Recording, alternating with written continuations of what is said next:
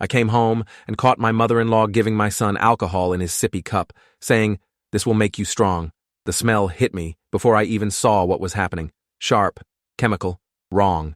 I'd come home early from the warehouse because of a power outage, walking through my front door at 2:15 on a Wednesday to find my mother-in-law Diane in the kitchen with my 3-year-old son Finn. She had him on her lap, his blue sippy cup pressed against his mouth, and she was whispering something to him in that encouraging voice people use when they're trying to get a kid to eat vegetables.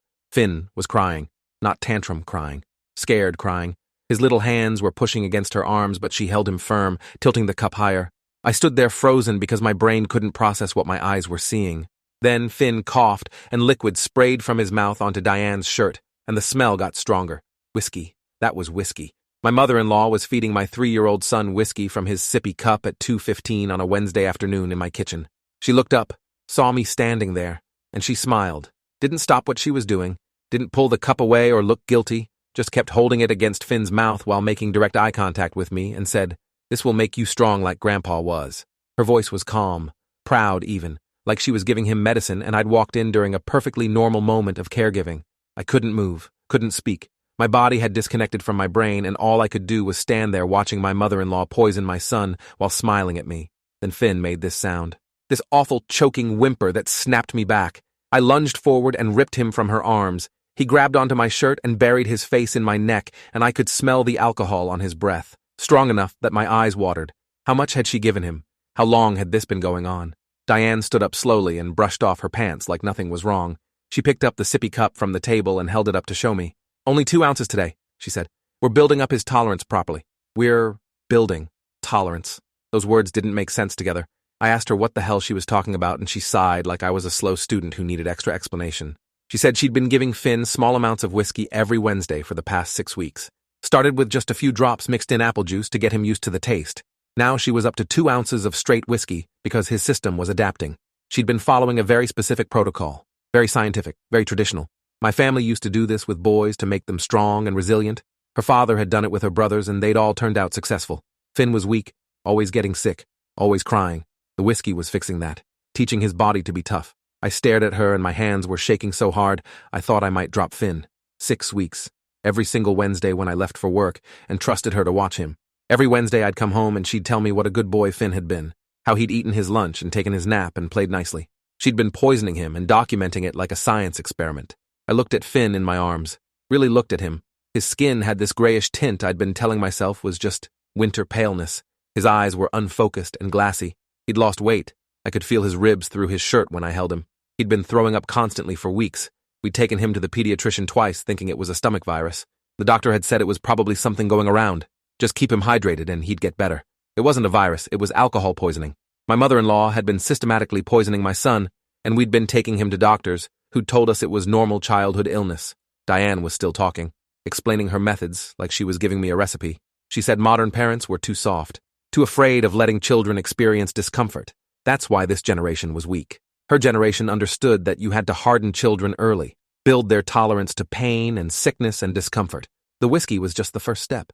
There were other traditional methods she'd planned to introduce once his alcohol tolerance was established. She said it so casually, like there was a whole curriculum of abuse she'd mapped out for my son. I told her I was calling 911 and she laughed, actually laughed. Then she pulled out her phone and held it up to show me her screen. It was a Facebook group called Traditional Child Rearing Methods with 3,247 members. She scrolled through posts from other grandmothers and parents talking about giving toddlers alcohol to build immunity, sharing dosage recommendations, celebrating when children stopped fighting the treatments. There were hundreds of posts, thousands of comments, a whole community of people doing exactly what Diane had been doing to Finn. She'd been getting advice from them, following their protocols. She showed me her own posts from the past 6 weeks. Week 1 started with 5 ml mixed in apple juice. Subject showed resistance but consumed full dose. Subject. She'd called Finn the subject like he was a lab rat. I scrolled through her posts and felt sicker with each one. Week 3 increased to 15 ml. Subject experienced vomiting, but this is normal adjustment. Week 5, up to 40 ml. Subject more compliant now, showing less resistance. Other group members had commented on each post with encouragement. Keep going. The vomiting means it's working. He'll thank you when he's older. I grabbed my phone and dialed 911 with shaking fingers. Diane didn't try to stop me. She just stood there with her arms crossed, looking mildly annoyed like I was making an unnecessary fuss. The operator answered, and I tried to explain, but the words came out wrong. My mother-in-law has been giving my son alcohol. He's 3 years old. She's been doing it for 6 weeks. I could hear how insane it sounded even as I was saying it. The operator asked if Finn needed medical attention, and I looked at his face. His eyes were rolling back in his head. His breathing was shallow. Yes, we needed an ambulance right now. The operator said it was on the way and asked me to stay on the line. Diane was watching me with this expression of disappointed concern, like she was worried about my mental state. She said to the phone, loud enough for the operator to hear, "He's been very stressed lately. I'm concerned about his fitness as a parent." She was already building her defense, already planting seeds of doubt about my credibility. The operator asked if everyone was safe, and I said yes, but I watched Diane while I said it. She was too calm, too confident. She believed she'd done nothing wrong. The ambulance arrived in 7 minutes that felt like 7 hours. I stood by the front door holding Finn and watching Diane, who'd sat down at the kitchen table and pulled out a notebook. She was writing in it, actually taking notes while we waited for paramedics. When they knocked, I opened the door, and 2 paramedics rushed in with their equipment. Diane stood up immediately and walked toward them with her hand extended like she was greeting dinner guests. She introduced herself as Diane Ashford and explained that she'd been administering traditional strengthening treatments to her grandson to address his chronic weakness and illness. One paramedic knelt down to examine Finn, while the other one stared at Diane. He asked what kind of strengthening treatment she'd been giving. Diane smiled and gestured to the sippy cup still sitting on the table. "Quality whiskey," she said. "Only the best for my grandson. We've been following a very specific protocol for tolerance building." The paramedic's face changed. He looked at his partner and said something quiet into his radio. Then he told me they needed to transport Finn immediately. Diane objected. She said as the supervising adult she didn't consent to unnecessary medical intervention. Finn was fine, just adapting to the treatment. The paramedic told her she wasn't the legal guardian and her consent meant nothing. They were taking Finn to the hospital whether she agreed or not. Diane's smile finally cracked. She said they were overreacting to traditional methods they didn't understand. That modern medicine had made people afraid of anything that caused temporary discomfort. That children used to be raised this way, and they survived just fine. The paramedic ignored her and started checking Finn's vital signs. His oxygen levels were low. His heart rate was elevated. They got him onto a small stretcher and I followed them out to the ambulance. Behind me I heard Diane on her phone. She was calling someone. Her lawyer, probably. Or my wife, Autumn. I didn't know which was worse. Police arrived just as they were loading Finn into the ambulance. 2 officers. A man in his 50s with gray hair and tired eyes, and a younger woman with sharp features. The man introduced himself as Officer Keith Lawson and asked what happened. I started explaining and Diane appeared beside me, interrupting. She told the officers that I'd been the one giving Finn alcohol and she'd tried to stop me, that I'd become violent when she'd confronted me, that she feared for her safety and her grandson's safety. I stared at her.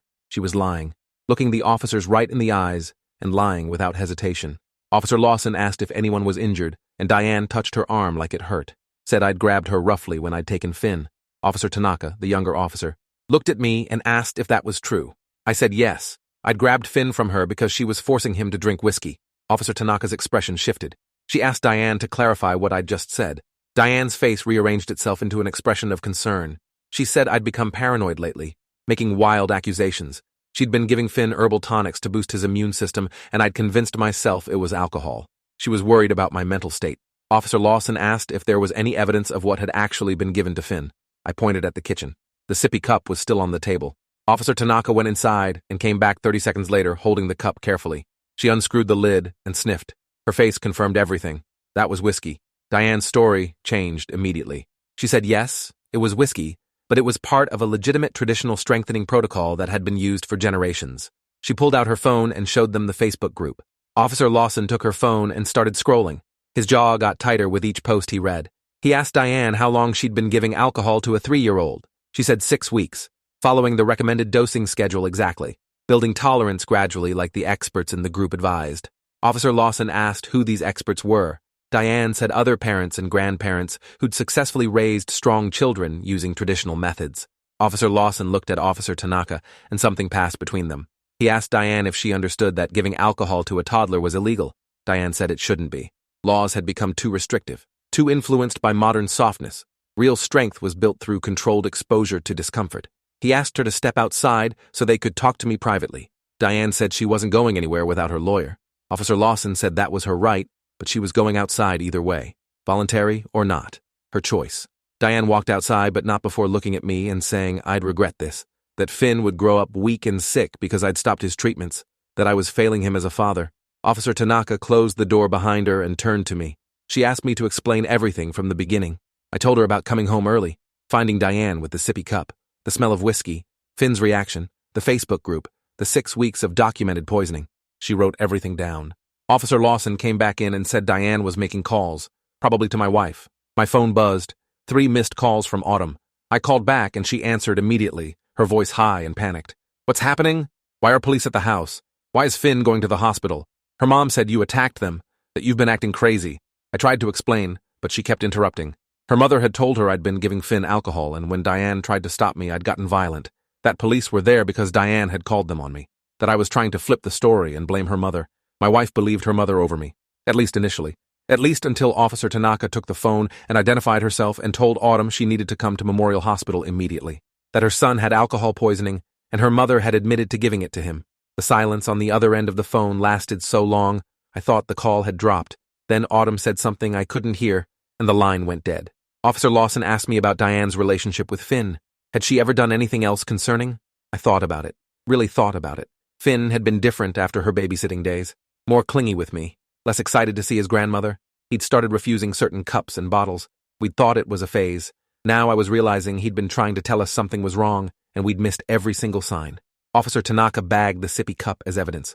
Officer Lawson took photos of the kitchen, of Diane's notebook she'd left on the table. I hadn't noticed it before, but now I saw it was full of handwritten notes, dates, times, dosages, observations about Finn's reactions. She'd been documenting everything like a clinical trial, like Finn was a research subject instead of her grandson. Officer Lawson asked if I wanted to press charges.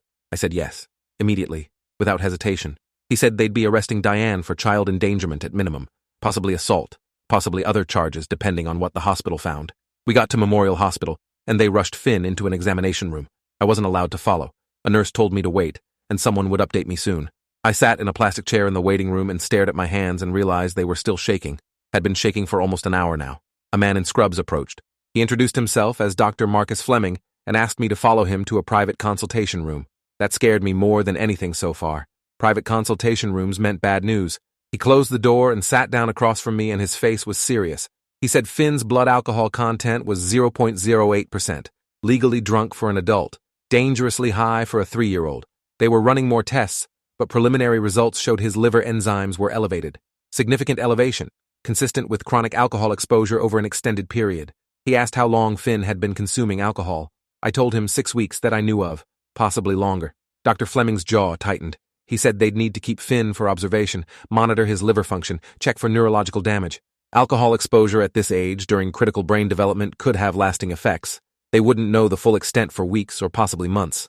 I asked if Finn would be okay. Dr. Fleming said honestly he didn't know yet. The liver damage might be reversible if we'd caught it early enough, but the neurological effects were harder to predict. Children's brains were resilient but also vulnerable. We'd have to wait and see. Those words felt like a punch. Wait and see if my son's brain was permanently damaged because my mother-in-law had been poisoning him and I hadn't noticed. A social worker appeared. Young guy with kind eyes and a clipboard. Isaac Morales. He needed to ask me some questions. Standard protocol when a child came in with signs of abuse. I answered everything. Yes, Diane had been babysitting every Wednesday. No, I hadn't given permission for any treatments. Yes, Finn had been sick a lot lately, but we'd thought it was normal childhood illness.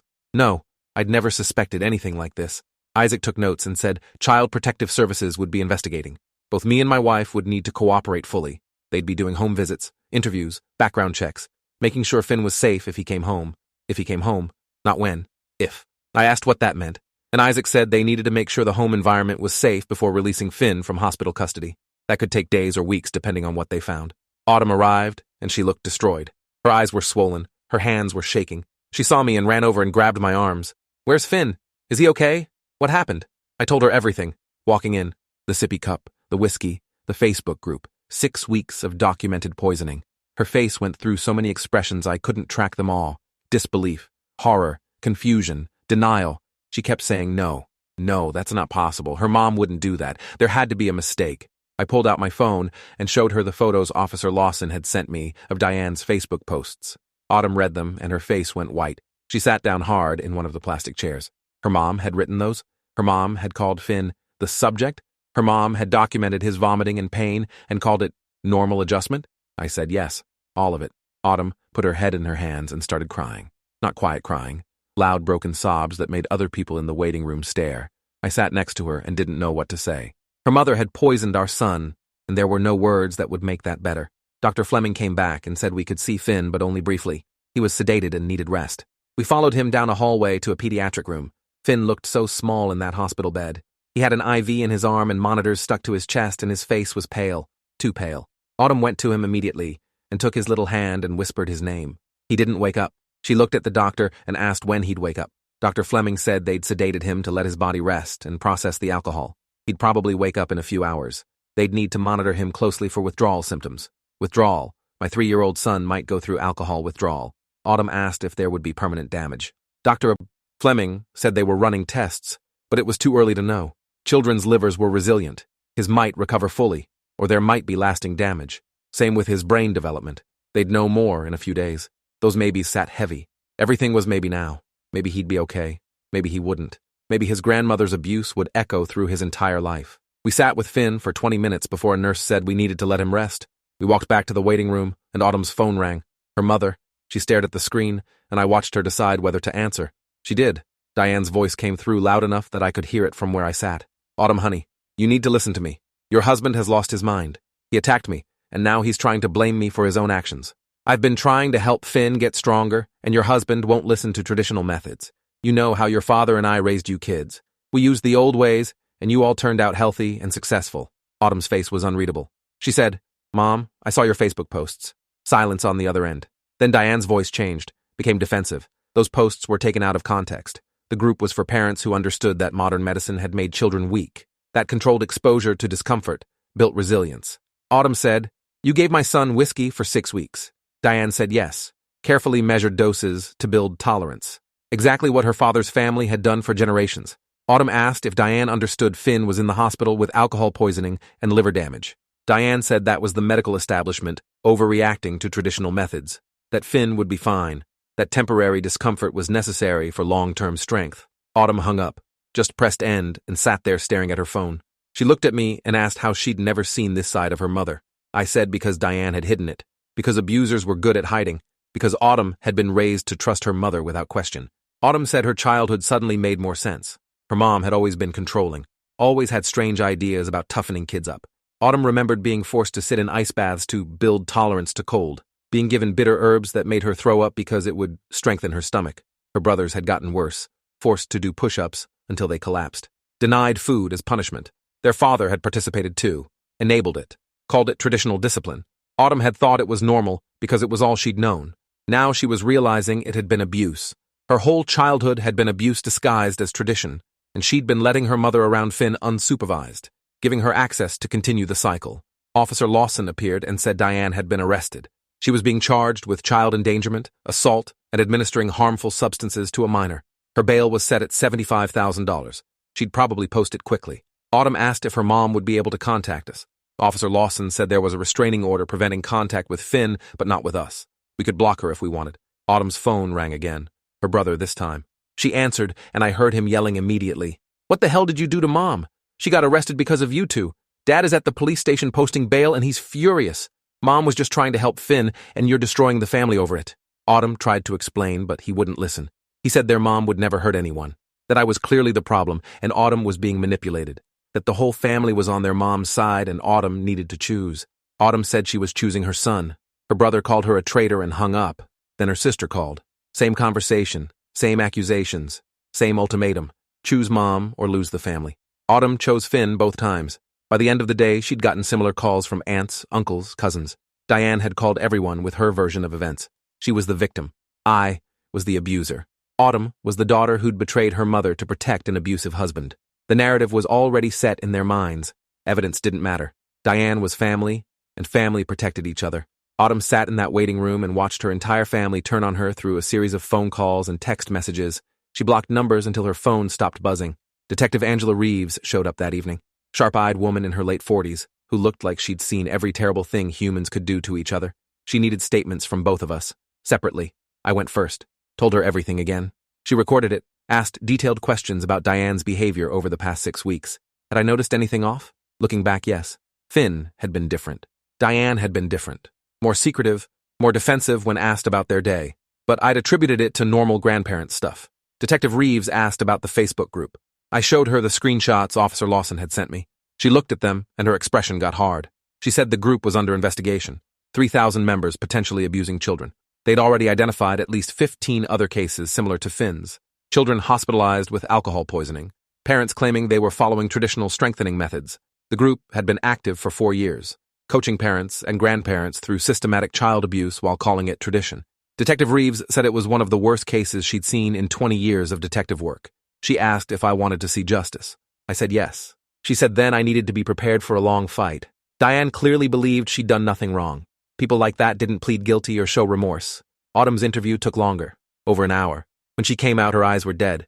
Detective Reeves had asked her why she'd approved her mother's treatments without knowing what they were, whether she'd seen warning signs and ignored them, whether she'd known about her mother's beliefs regarding traditional child-rearing. Autumn said she felt like she was on trial instead of her mother, like she was being blamed for trusting the woman who'd raised her. Detective Reeves had apparently been sympathetic but firm, said that mothers had a responsibility to protect their children even from family. That trust wasn't an excuse for negligence. Autumn asked me if I blamed her. I didn't know how to answer that. Part of me did. Part of me understood. We sat in that waiting room all night, taking turns going to check on Finn. He woke up around 2 a.m. confused and scared, crying for us. We both went in and held him and told him he was safe. He asked why he was in the hospital, asked if Grandma was coming, asked if he'd been bad. Those questions broke us both. How do you explain to a 3-year-old that his grandmother poisoned him? That the person who was supposed to love him had hurt him deliberately? We said he hadn't been bad, that Grandma made a mistake and wasn't allowed to visit, that we loved him and would keep him safe. He seemed to accept that in the way kids do. Too young to understand, but old enough to feel the tension. Finn stayed in the hospital for 6 days. His liver enzymes slowly came down. Not to normal levels, but better. Dr. Fleming said he'd need ongoing monitoring, blood tests every 2 weeks to track his liver function. He'd need to avoid certain medications that stressed the liver, might need special treatment if his enzymes didn't normalize within 6 months. The neurological testing was worse. They did cognitive assessments and developmental screenings and found delays. Nothing dramatic, but measurable. His memory recall was poor. His attention span was shortened. His emotional regulation was affected. Dr. Fleming said some of this might improve with time, or it might be permanent. Alcohol exposure during early childhood could cause lasting changes to brain structure. We wouldn't know the full extent until Finn was older. Maybe when he started school, they'd see learning difficulties. Maybe they wouldn't. More maybes. Isaac, the social worker, came back multiple times. He interviewed us separately and together. Did home visits to check our house was safe. Interviewed neighbors and Autumn's co-workers and my supervisors. Built a complete picture of our lives and our fitness as parents. He said preliminary findings suggested we were appropriate guardians, that the abuse had come from external family, not us, but the investigation would remain open pending Diane's trial. If she was convicted, Finn could come home. If she wasn't, CPS would need to reassess our fitness given that we'd failed to protect him. That possibility terrified us. That Diane might be found not guilty, and we'd lose Finn because we'd trusted her. Isaac said not to worry about it yet. Focus on Finn's recovery, easy for him to say. Autumn's family kept calling even though she'd blocked their personal numbers. They used friends' phones, created new numbers, left voicemails that ranged from pleading to threatening. Her father left a message saying Diane was destroyed by what we'd done, that we'd turned the whole family against her over traditional discipline methods, that Autumn had broken her mother's heart. Autumn cried listening to it, said her father had been part of her abusive childhood too, had stood by while her mother did terrible things, had called it character building. Now he was defending Diane because admitting she was wrong would mean admitting he'd been wrong too. Their whole marriage was built on shared delusion about their parenting methods. Charges were officially filed 2 weeks after Finn's hospitalization. Child endangerment, assault, reckless endangerment, 3 felony counts. Diane pleaded not guilty, claimed she'd been following legitimate traditional methods that had been practiced for generations. Her attorney was Preston Whitmore, expensive, aggressive, known for defending difficult cases. He filed motions to suppress evidence, claimed the sippy cup had been seized without proper warrant, that Diane's statements had been made under duress, that the Facebook group posts were protected speech. The prosecutor, Nicole Strand, fought back hard. She had Finn's medical records, the Facebook group documentation, my eyewitness testimony, Officer Lawson's reports. It seemed like an open and shut case, but Whitmore was good. He started building a narrative that Diane was a devoted grandmother using methods from her cultural heritage, that modern medicine had criminalized traditional practices, that this was persecution of alternative parenting styles. He filed motions to have Finn's medical records excluded, claimed they were prejudicial, that any jury seeing a sick child would be biased against Diane, regardless of evidence. Judge ruled against him, but the attempt showed his strategy. He was going to make this about tradition versus modernity, about family rights versus government overreach, about a grandmother's love being misunderstood.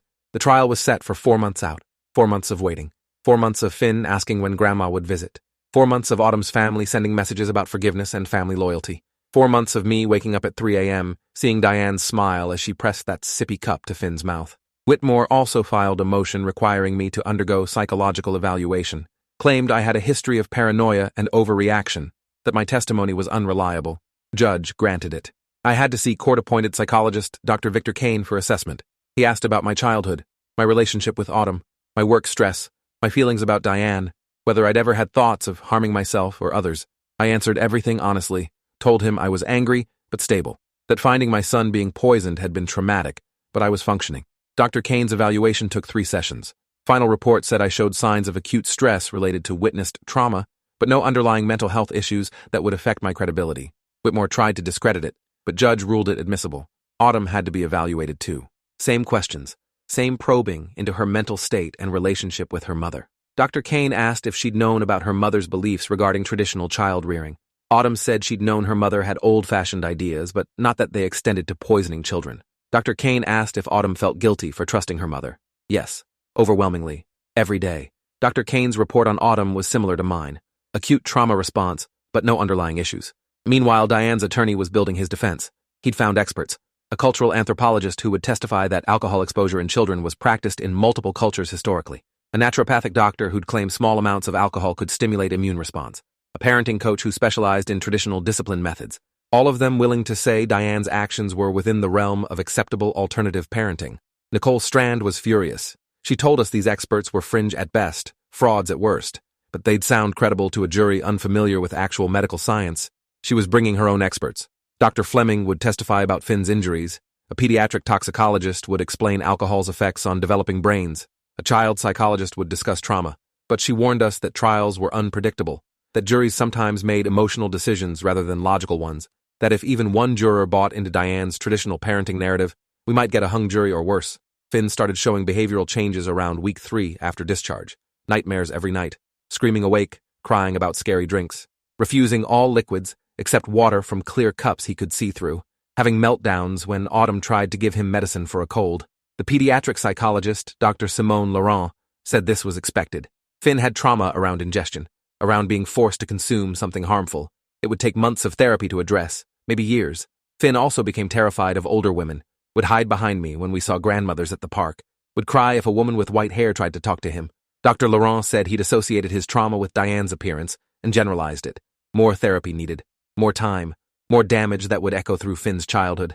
Autumn stopped sleeping. She'd lie awake, staring at the ceiling. I'd ask what she was thinking, and she'd say she was going through every memory of her childhood, every moment with her mother, looking for signs she'd missed, realizing her entire understanding of her family had been wrong. She'd thought they were strict, but loving. Now she saw they'd been abusive, systematically, proudly, and she'd almost let the cycle continue with Finn. That guilt was destroying her. I suggested therapy. She went twice and quit, said the therapist didn't understand family trauma, didn't understand what it felt like to realize your whole childhood was abuse you'd normalized. 3 months before trial, Diane sent a letter, long, handwritten, addressed to both of us. Autumn opened it and read the first page before her hands started shaking. She handed it to me. Diane had written 12 pages explaining her methods in detail. The alcohol protocol was based on practices her father had learned from his father. Small amounts given regularly to build tolerance. The theory was that children raised with exposure to low levels of toxins would develop stronger immune systems and better stress response. She'd done research, found the Facebook group, connected with other families using similar methods. She'd been careful, scientific. Everything had been documented and measured. The vomiting and lethargy were expected phases, Finn's body adjusting. She'd planned to continue treatments until he was 5, then taper off. By then, his system would be permanently strengthened. The letter didn't acknowledge wrongdoing. It was written like a medical report, clinical, detached. The final paragraph said she hoped we'd reconsider pressing charges once we understood the science, that Finn could still benefit from continued treatments under supervised conditions, that she was willing to work with us to complete the protocol properly. Autumn threw up after reading it, actually got sick reading her mother's clinical description of poisoning her grandson. I called Nicole Strand. She said send the letter immediately. Diane had essentially written a confession, admitted everything, showed clear premeditation and lack of remorse. This was prosecutorial gold. But it also showed how delusional Diane was, how convinced she was that she'd done nothing wrong. That made her dangerous. Nicole said Diane might actually believe she'd win at trial, that a jury would see her methods as legitimate. People that delusional were unpredictable. She recommended we take extra safety precautions, change our locks, install cameras, vary our routines. Diane had posted bail and was free pending trial. The restraining order only covered Finn. She could technically approach us if she claimed it was accidental. Autumn's father called using a blocked number, got through before we realized and hung up. He said Diane was suffering. The prosecution was persecution. Our family had always used these methods and we'd all turned out fine. Hadn't we? He asked Autumn directly. Hadn't she turned out fine? Autumn said no. She'd spent her childhood being abused and normalizing it. She'd developed anxiety and depression that she'd hidden. She'd learned to mistrust her own feelings and accept pain as normal. She hadn't turned out fine. She'd turned out damaged. Her father was silent. Then he said she was being dramatic, that discipline wasn't abuse, that her mother loved her. Autumn hung up. Whitmore filed one more motion before trial, requesting Finn not be allowed in the courtroom during testimony, claiming his presence would be prejudicial to jurors, that seeing the child would create emotional bias against Diane. Nicole opposed it, said Finn was the victim and had every right to be present. Judge ruled Finn could be in the courtroom but not during medical testimony describing his injuries. Compromise nobody was happy with. Trial started on a cold Monday in January. Courthouse was old granite with too much echo and not enough heat. Diane sat at the defense table wearing a cream-colored suit and pearls, hair perfectly styled. She looked like everyone's grandmother. Kind, trustworthy. That was the image Whitmore wanted. The defense table had photos of Diane with her grandchildren, with her church group, volunteering at a food bank, building the narrative of devoted family woman. Nicole's opening statement was brutal. She described walking through the door to find a grandmother forcing alcohol into a toddler's mouth, described 6 weeks of systematic poisoning, described Finn's hospitalization and liver damage and developmental delays, described a Facebook group coaching thousands of people through identical abuse, described Diane's complete lack of remorse even after arrest. The jury looked horrified. Then Whitmore stood for his opening statement. He talked about tradition, about how every culture had practices that seemed strange to outsiders but made sense within their context, about how Diane came from a family that valued resilience and strength, about how modern medicine had pathologized practices that had been used successfully for generations, about how this was a case of government overreach into family decisions, about how Diane loved her grandson and genuinely believed she was helping him, about reasonable doubt and alternative explanations. By the end of his statement, I could see at least 3 jurors nodding. He'd planted seeds, made it sound reasonable, made Diane sound like a victim of cultural misunderstanding. Nicole called Dr. Fleming first. He testified about Finn's condition when admitted. Blood alcohol level of 0.08, elevated liver enzymes, signs of chronic alcohol exposure, explained how alcohol affected developing bodies, how Finn's symptoms matched exactly what you'd expect from weeks of regular alcohol consumption. Whitmore's cross-examination focused on whether Dr. Fleming could prove the alcohol came from Diane, whether other sources were possible, whether medical conditions could mimic alcohol poisoning. Dr. Fleming shut him down methodically. The smell, the sippy cup, Diane's admission, my testimony, Officer Lawson's report. No other explanation fit the evidence. Nicole called me next. I testified about walking in and seeing Diane with the sippy cup, the smell of whiskey, Finn's reaction, Diane's explanation, the Facebook group, 6 weeks of posts documenting the poisoning. Whitmore's cross-examination was aggressive. He asked about my relationship with Diane before the incident. Had we gotten along? Yes, fine. Any disputes? No. Any reason I'd want to frame her? No. He suggested maybe I'd been drinking. Maybe I'd given Finn the alcohol, and when Diane caught me, I'd blamed her. I said that was insane. He said insane like calling the police on your mother-in-law for traditional parenting? The judge sustained Nicole's objection, but the seed was planted. Then Whitmore asked about my work schedule, my stress levels, whether I'd ever lost my temper with Finn. I said no. He asked if I was sure. Played video from their investigation showing me yelling at Finn in a parking lot 2 months before the incident. I'd been frustrated because Finn was having a meltdown. I'd raised my voice. Nothing abusive, but not patient either. Whitmore suggested maybe I had anger issues. Maybe I'd been the one hurting Finn all along. Nicole's redirect had me explain the video. Normal parental frustration? Nothing remotely related to systematic poisoning, but I could see it had affected some jurors. Autumn testified next. Described her mother's call 6 weeks before, the vague mention of traditional strengthening methods, her approval without details, her guilt over not asking questions, her horror discovering what had actually happened. Whitmore's cross-examination was vicious. He asked about Autumn's childhood, the ice baths, the forced exercises, the bitter herbs, made her confirm these practices had been part of her upbringing, asked if they'd damaged her. Autumn said yes. He asked her to specify the damage. Where was she injured? Did she have medical records showing harm? She said the damage was psychological. He asked if she'd ever been diagnosed with anything. No formal diagnosis? He suggested maybe there was no damage. Maybe she'd misinterpreted strict parenting as abuse because modern culture had made her oversensitive. Maybe she was doing the same thing now with her mother's treatment of Finn. Autumn started crying on the stand. Nicole's redirect had her explain that abuse doesn't always leave physical scars, that psychological harm was real even without diagnoses. But again, I saw jurors looking uncertain. Whitmore's defense started with his expert witnesses, The cultural anthropologist testified that alcohol exposure in children was practiced in multiple historical cultures. Medieval Europe gave children wine. Asian cultures used rice wine in coming-of-age rituals. These practices didn't produce generations of damaged children. Therefore, small amounts of alcohol weren't inherently harmful. Nicole's cross-examination got him to admit these historical practices involved single ceremonies, not 6 weeks of daily dosing. That traditional coming-of-age rituals happened with adolescents, not toddlers. That none of these practices involved blood alcohol levels of 0.08 in 3-year-olds. But the damage was done. He'd made it sound like Diane's actions had historical precedent. The naturopathic doctor testified that controlled exposure to toxins could stimulate immune response. That homeopathy was based on similar principles. That alternative medicine recognized benefits to controlled discomfort. Nicole destroyed him on cross. Asked about his credentials, his medical license, his peer-reviewed publications. He had an online degree from an unaccredited institution. No medical license. No published research. Judge instructed jury to disregard his testimony as expert opinion, but let it stand as lay opinion. More confusion. More doubt. The parenting coach testified that traditional discipline methods were being unfairly criminalized, that parents had the right to raise children according to their values, that government interference in family decisions was dangerous overreach, talked about spanking being legal, about homeschooling freedoms, about parental rights, drew parallels between Diane's case and other instances of traditional parenting being prosecuted. Nicole got her to admit she had no medical training, that she'd never studied child development academically, that her coaching business had been sued multiple times by parents whose children were removed by CPS. But again, seeds planted. Then Diane testified. Whitmore walked her through her family history, her father's traditional methods, how she'd raised 3 successful children, how she'd noticed Finn's weakness and wanted to help, how she'd researched and found the Facebook group, how she'd followed their protocols carefully, measured doses, documented reactions, everything scientific and controlled. She cried on the stand, said she loved Finn more than anything, would never intentionally hurt him, was trying to give him the strength he'd need to succeed in life. Nicole's cross-examination was devastating. She asked Diane if she understood that Finn was hospitalized. Yes. That he had liver damage. Yes. That he had developmental delays. Yes. Did she feel responsible? Diane hesitated. Said she felt responsible for trying to help, but not for the negative outcomes. Those were the medical system overreacting. Nicole asked if Diane had medical training. No, but she'd done research.